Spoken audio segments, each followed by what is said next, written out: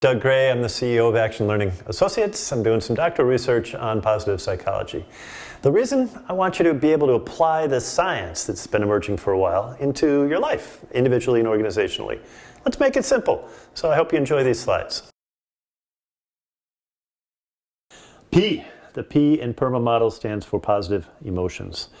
Think of emotions on a gradient scale from -5 to 0 and then 0 to +5.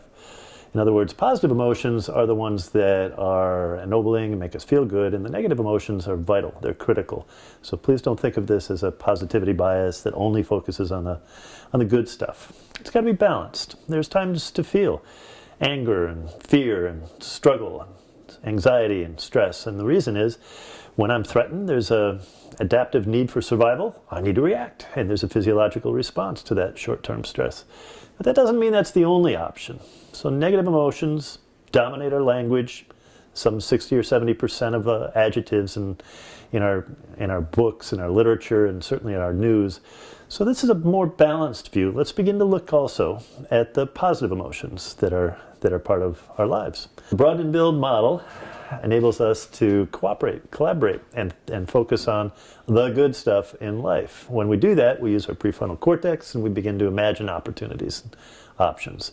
So think, for instance, about the following 10 positive emotions. I'm just going to list them, and as you hear them, think about how it makes you feel, or where in your body you notice any physiological shift. It could be something in your blood pressure, it could be your heart rate, it could be your eyes, your pupil dilation, but maybe none of that.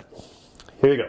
10 positive emotions from Barbara Fredrickson. Joy, gratitude, serenity, interest, hope, pride, amusement, inspiration, awe, and love.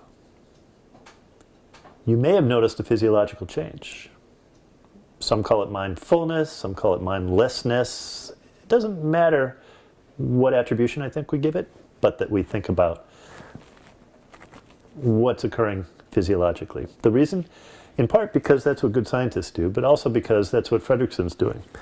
She, in 2013, gives us this definition for love. And love is not, John Lennon's notion that love is the answer. It's more than that. Here's her definition, in short. Love is a momentary upwelling of 3 tightly interwoven events. First, it's the sharing of one or more positive emotions between you and another person, one of those 10 I just read. Second, it's a synchrony between your and the other person's biochemistry and behaviors. It's an interaction.